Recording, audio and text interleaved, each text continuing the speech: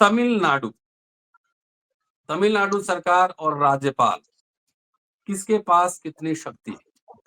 आपने देखा होगा वहां के जो राज्यपाल थे, कई विधेयक को कई महीनों वर्षों लटका कर रखे। आखिर तमिलनाडु सरकार को सुप्रीम कोर्ट आना पड़ा। तमिलनाडु सरकार की ओर से जो याचिका दायर की गई थी, उस पर सुनवाई करते हुए सुप्रीम कोर्ट ने आखिरकार वो फैसला सुनाया कि आप इतने दिन तक आप रोक सकते हैं, अन्यथा पारित स्वतः माना जाएगा। उसमें से वो राष्ट्रपति को भी घेरे में लिया गया कि राष्ट्रपति भवन भी जो है इतने किसी विधेयक को लेकर लंबे समय तक नहीं बैठ सकता। उस पे एपिसोड हमने कई सीरीज किए थे इस मामले को लेकर। लेकिन उधर से राष्ट्रपति भवन से चीफ जस्टिस ऑफ इंडिया को 14 सवालों की एक प्रश्नावली मिली कि इन सवालों का जवाब दीजिए। और हमने कहा था उस समय, जेपी सिंह साहब से चर्चा की थी। लेकिन मामला ये है कि इस पर अब संविधान पीठ बैठने जा रहा है।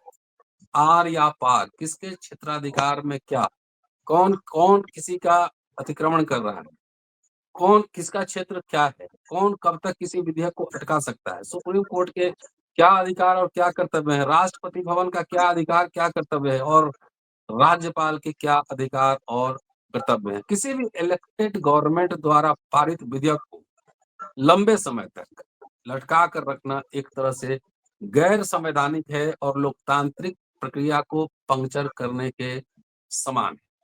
आज चर्चा होगी संविधान पीठ में जो बहस होने जा रही है उस पर क्या क्या हो सकता है, क्या संभावना है। स्वागत है सर। जी सर। देखिए सर, हमारा देश बाबा साहब के संविधान सभा और इससे एक गणराज्य के रूप में संविधान आया और बना और 1952 से उस पर चल रहा है। संविधान सभा में बहुत से प्रश्न आए थे और बहुत से प्रश्न उठे थे और ये आशंका बाबा साहब की तरफ से भी और लोगों की तरफ से भी व्यक्त की गई थी कि अगर दुरुपयोग पर कोई आएगा तो जो है क्या कहते हैं, संविधान की धज्जियां उड़ जाएंगी। लेकिन लोगों ने उस समय आदर्श स्थिति की परिकल्पना की। संविधान सभा में ओवरऑल जो बहुमत था उसने आदर्श स्थिति की कितने दिनों बाद हम आजाद हो रहे हैं तो हम सभी सभ्य रहेंगे और हम अपने अधिकार क्षेत्र का अतिक्रमण नहीं करेंगे जी। और इसके लिए बहुत सी चीजें बिल्कुल एक एक लाइन क ख ग घ अंगा की तरह नहीं लिखी गई। बहुत सी चीजें अंतर्निहित थी जिनको माना गया कि जो है ऐसा ही आचरण लोग करेंगे। लेकिन आज की डेट में चाहे संविधान हो या कोई कानून हो, जहां इस तरह की चीजें हैं जिसमें लोगों को अपना जो है वो क्या कहते हैं उसका एक्सप्लेनेशन देने का मौका मिलता है, वहां तुरंत जो है वो पूरी चीज को पटरी से उतार देते हैं, चाहे कानून हो और चाहे संविधान, चाहे परंपरा हो या चाहे जो कुछ भी। कुछ नहीं तो कहेंगे हमारी कम्युनिटी में तो यही होता है, यही होता रहा है। तब आप क्या करेंगे?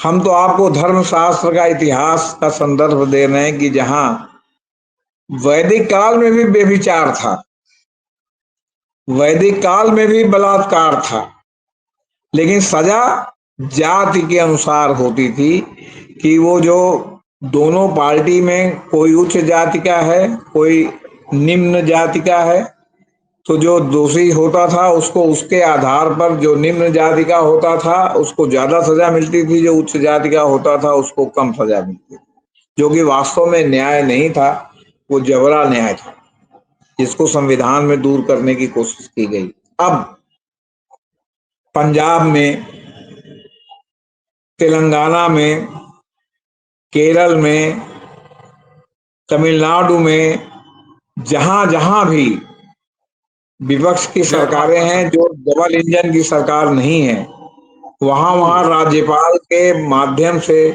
सरकार को जो है डिस्टेबलाइज करने की कोशिश हुई और वो इस तरह हुई कि जो है उन्होंने राज्यपाल का जो राज्यपाल सचिवालय है वो पूरी तरह से जो है वो राज्य सरकार के निर्णयों को, राज्य सरकार की नीतियों को, यहाँ तक कि राज्य सरकार की तरफ से जो अभिभाषण जो होता है राज्यपाल का विधानसभा में, उसको भी एक दो राज्यपाल ने जो है या तो पढ़ा नहीं या पढ़ने से इनकार कर दिया, जिसमें तमिलनाडु प्रमुख है।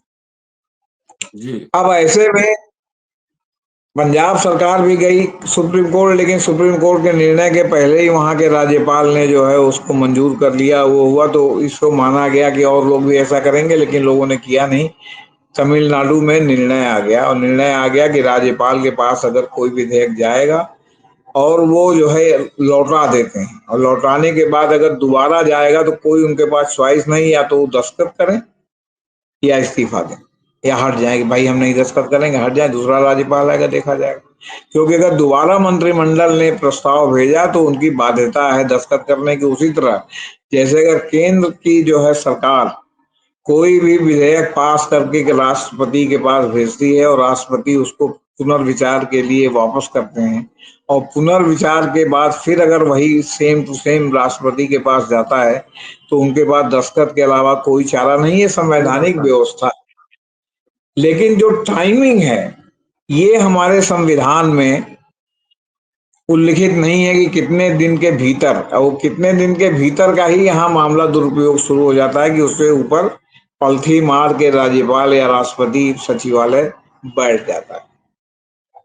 तो अब उसको कैसे हो, तो ये वहां के मामले में ये क्लियर हुआ। तो इस पर जो है, चूंकि संविधान में डायरेक्ट सीधे सीधे नहीं लिखा गया है, इसलिए अब सीधे सीधे हुआ कि सरकार और सुप्रीम कोर्ट का जो है उसमें शक्ति परीक्षण हो जाए कि ये जो है क्या कहते हैं संविधान में क्या लिखा है क्या नहीं लिखा है। अब इस पर बहस होगी। अब देखिए क्या होता है। तो सुप्रीम कोर्ट विधेयकों को स्वीकृति देने से संबंधित प्रश्नों पर संविधान के अनुच्छेद 143 के तहत राष्ट्रपति द्वारा दिए गए संदर्भ पर सुप्रीम कोर्ट 22 जुलाई को सुनवाई करेगा। Chief justice of India B R Gavai, justice Suryakant, justice Vikramnath, justice PVS Narasimha और जस्टिस एएस चंदूरकर की संविधान पीठ इस मामले की सुनवाई करेगी। राष्ट्रपति 5 द्रौपदी सदस्य। मुर्मू ने जी 5, हाँ, द्रौपदी मुर्मू ने संविधान के अनुच्छेद 143(1) के तहत सुप्रीम कोर्ट के 8 अप्रैल के फैसले पर 14 सवाल रखे हैं। हुँ। राष्ट्रपति ने जानना चाहा है कि क्या राज्यपालों और राष्ट्रपति के कार्य न्यायिक समीक्षा के दायरे में आते हैं, और क्या संविधान में ऐसी कोई व्यवस्था न होते हुए भी उन पर समय सीमा थोपी जा सकती है। दरअसल बुलडोजर राज की तरह राज्यपाल राज भी एक घातक प्रवृत्ति है जो संविधान को नष्ट कर रही है। राज्यपाल जो कि संवैधानिक रूप से राज्य मंत्रिपरिषद की सलाह से काम करने के लिए बंधे हुए हैं, राज्य सरकारों विशेष रूप से विपक्षी दलों की सरकारों के प्रशासन में लगातार हस्तक्षेप करते रहे और अवरोध पैदा करते रहे। ये कांग्रेस के समय से चलता रहा, जो इस समय बहुत ज्यादा बढ़ गया है। यह एक बार होने वाली घटना, बार बार होने वाली घटना यह थी कि राज्यपाल राज्य विधानसभा द्वारा पारित विधेयकों को अनिश्चित काल तक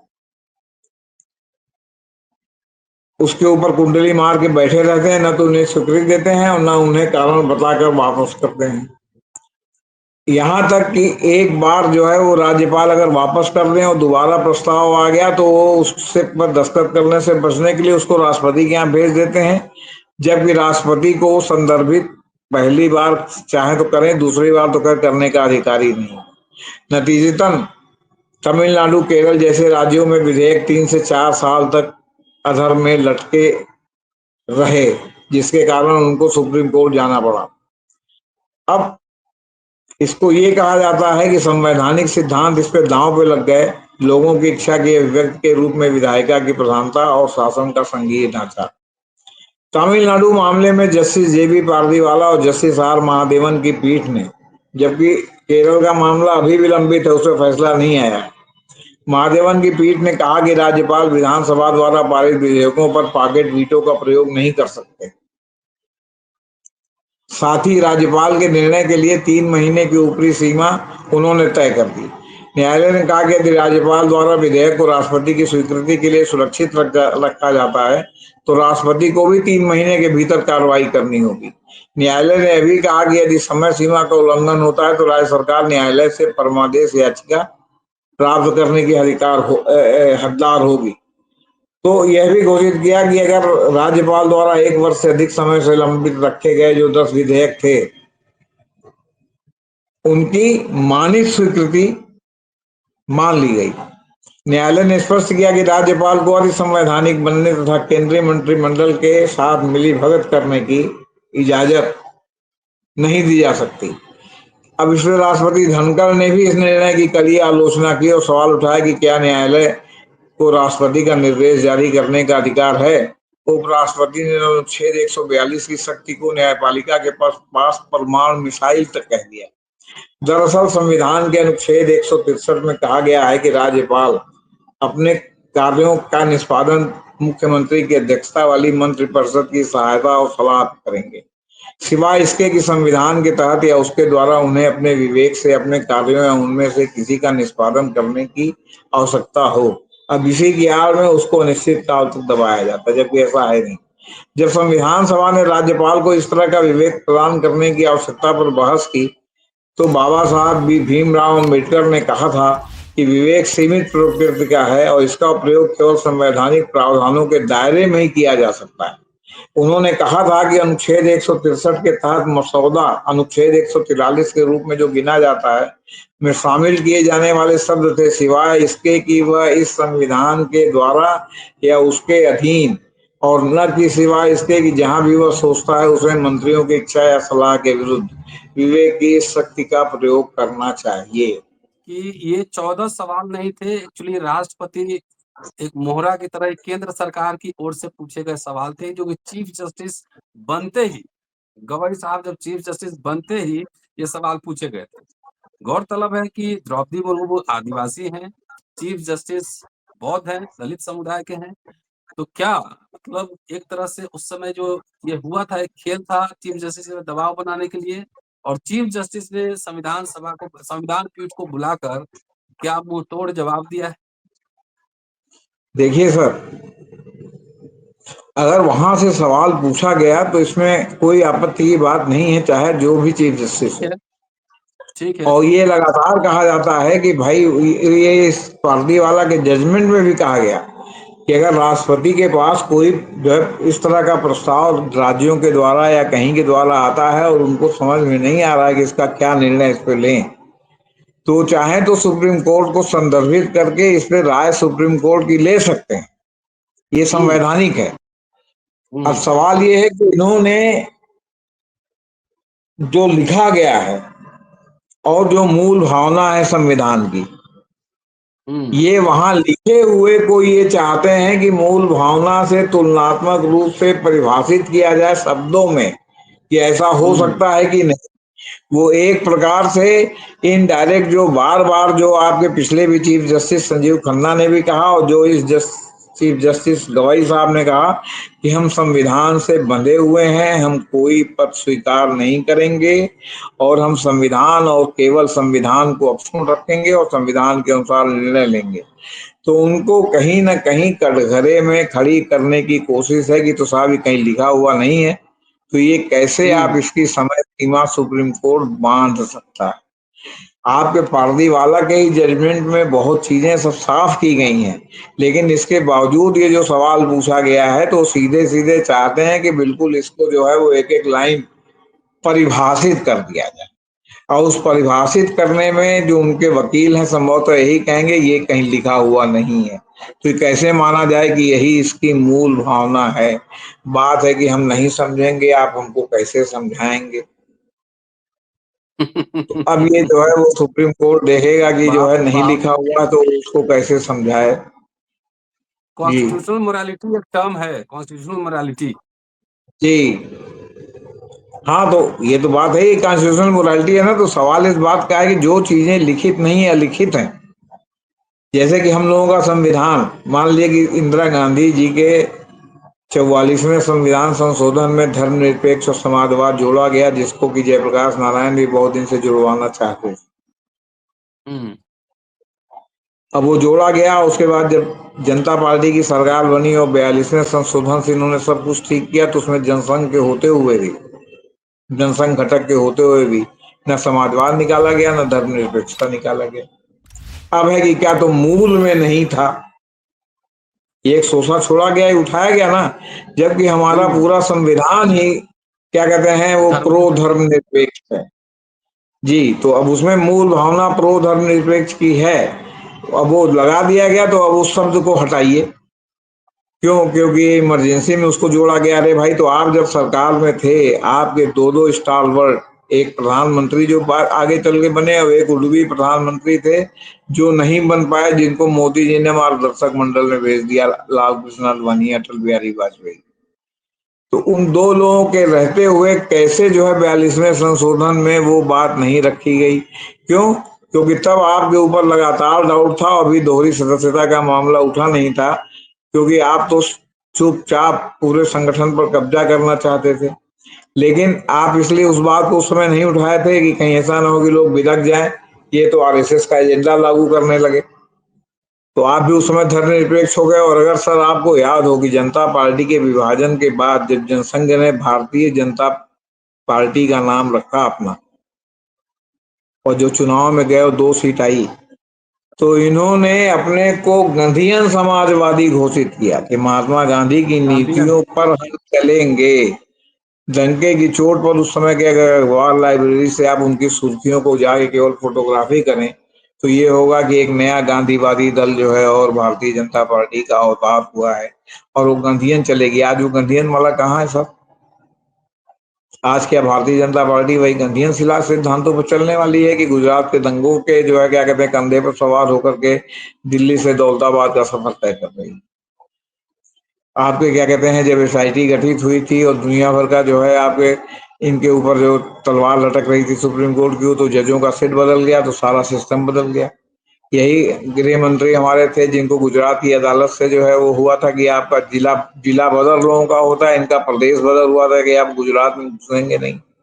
यही बेस्ट बेकरी का केस हो, चाहे जो तमाम केस हो, वो गुजरात से बाहर बॉम्बे ट्रांसफर कर दिए गए थे जहां से सजा मिली। तो ये सब इतिहास में है, ये कहीं गायब नहीं हुआ है सर, वो इतिहास में है, और इतिहास में उसी तरह अमर रहेगा जैसे और चीजें हैं। भले आप जो है पाठ्य पुस्तकों में अगर वो शामिल हुआ, अगर आपकी फिर आगे कोई सरकार आए उसका पाठ्यक्रम बदलवा दे, लेकिन सत्य नहीं बदलता, सत्य तो सत्य ही रहता है।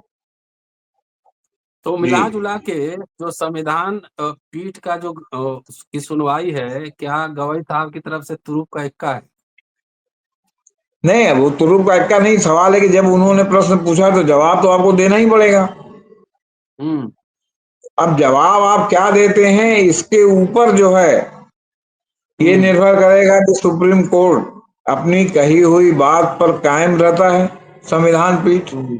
या कायम नहीं रहता। और कायम रहता है तो उसके लिए क्या क्या तर्क देता है, और अगर कायम हम्म। नहीं रहता, कहीं कोई जो है आपको उसमें ढील आती है, तो उसके लिए क्या क्या तर्क देता है कि किस आधार पर वो ढील दी जाएगी। इन्होंने उस मामले को प्रेसिपिटेट करने की जो है पूरी कोशिश की है केंद्र सरकार ने बजरिए राष्ट्रपति, कि लिखा नहीं है, तो आप बताइए कि कैसे जो है आपकी बात को हम माने कि इसका निहितार्थ, तो इसका भावार्थ। लिखा नहीं है तो राज्यपाल और राष्ट्रपति मनमानी कर सकते हैं क्या? 5 साल लेके हाँ, तो बैठ सकते हैं कहीं पे? ये भी तो नहीं लिखा है, ये भी ये तो भी तो नहीं नहीं लिखा लिखा है है। कि जो है कोई बिल राज्य सरकार पास करेगी या कोई केंद्र सरकार पास करेगी तो अनिश्चित काल तक आप बैठेंगे।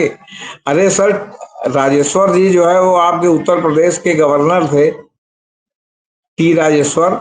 और उस समय हम्म। मुलायम सिंह की सरकार थी जब 2003 में बनी थी, और उसके तमाम बिल और उनको जो है राजेश्वर जी ने दबा के रखा, तो राष्ट्रपति के यहाँ भेज दिया। सरकार बदल गई, कई सरकार आ गई, वो बिल कहाँ गए आज तक पता नहीं चला। तो ये बहुत दिनों से ये प्रैक्टिस में जो है, मतलब क्या कहते हैं, जब से सरकार की नीयत खराब हुई कि हम राज्य सरकारों को विपक्ष के नहीं चलने देंगे, तो राज्यपाल के माध्यम से डिस्टेबलाइज करने की कोशिशें ये बहुत पुरानी है, और ये उसी तरह मानव निर्मित है। जिस तरह की किसी घर का कोई मालिक जो है वो क्या कहते हैं, और घर में बहुत जबरदस्त जो है एकता रहती है, और एक तो मालिक रहता है, परिवार बड़ा होता है, तो तमाम लोगों के विचारों को, उनके सही निर्णयों को भी जो है मालिक में जो है क्रश कर देते हैं अपने जो है उसके आधार पर, अपने माइट के आधार पर। तो ये उसी तरह की चीज है सर, ये कहीं नहीं लिखा है कि वो अनिश्चित काल तक उस पर बैठे रहेंगे। आपको कोई ना कोई निर्णय तो लेना ही पड़ेगा, तो अगर समयबद्ध निर्णय लेंगे तो इसमें कौन सा संवैधानिक है? और सुप्रीम कोर्ट ने यह भी हम्म। कह दिया है कि अगर आप कहीं भी आपको कोई कंफ्यूजन हो कि संविधान का कोई प्रश्न इसमें अंतर नहीं थे जिसका उल्लंघन हो रहा है, तो आप राय ले सकते हैं। हम्म। आपके स्टेट गवर्नमेंट जो है वो आपका हाई कोर्ट से राय ले सकती है, और सेंट्रल गवर्नमेंट आपके क्या कहते हैं वहां का राय ले सकती है, आपके सुप्रीम कोर्ट से। अब आप जानते हैं कि अगर किसी वजह से राष्ट्रपति उपराष्ट्रपति नहीं रहते तो चीफ जस्टिस ऑफ इंडिया को राष्ट्रपति पद की शपथ दिलाई जाती, वो पद खाली नहीं था। इसी तरह अगर किसी स्टेट में गवर्नर नहीं रहते तो नई व्यवस्था होने तक वहां के chief justice of high court को गवर्नर के कार्यवाहक की शपथ दिलाई जाती है कि वो तब तक जो है उसका दायित्व का निर्वहन करेंगे जब तक कोई नया गवर्नर आ नहीं जाएगा। ये भी आपके संवैधानिक व्यवस्था है। तो सवाल इस बात का है कि जब वो आपके समतुल्य हैं तो और वो कह रहे हैं कि आपको कोई प्रॉब्लम है तो आप सीधे जैसे आपने 14 सवाल पूछे तो आप शुरू क्यों नहीं पूछ रहे थे गवर्नर उनसे कि भाई आपने कहा कि 3 महीने में निर्णय लेना है, बताइए इसमें ये संवैधानिक प्रश्न निहित है कि नहीं है। क्यों? क्योंकि कोई भी जब कानून पास होता है तो जाता तो अंत में जुडिशरी के पास ही है ना, पुष्टि होने के लिए या पुष्ट होने के लिए। तो आप पहले ही पूछ लीजिए कि जो है वो क्या कहते हैं ये डिबेटेबल है या ये संवैधानिक है, इस पर कोई सवाल नहीं उठेगा। या सवाल उठेगा तो सवाल को खत्म कर दिया जाएगा, भाई संवैधानिक है, इस पर कोई जो है क्या कहते हैं इफ एंड बट नहीं हो सकता, इस पर कोई संशोधन नहीं हो सकता। जी ठीक सर, चलिए बहुत बहुत शुक्रिया सर, और देखते हैं 22 तारीख को संविधान पीठ बैठेगी, क्या निर्णय आता है, फिर जेपी सिंह साहब से हम उस पर चर्चा उस दिन करेंगे। शुक्रिया, तब तक देखते रहिए अम्बेडकर। Thank you sir. नमस्कार।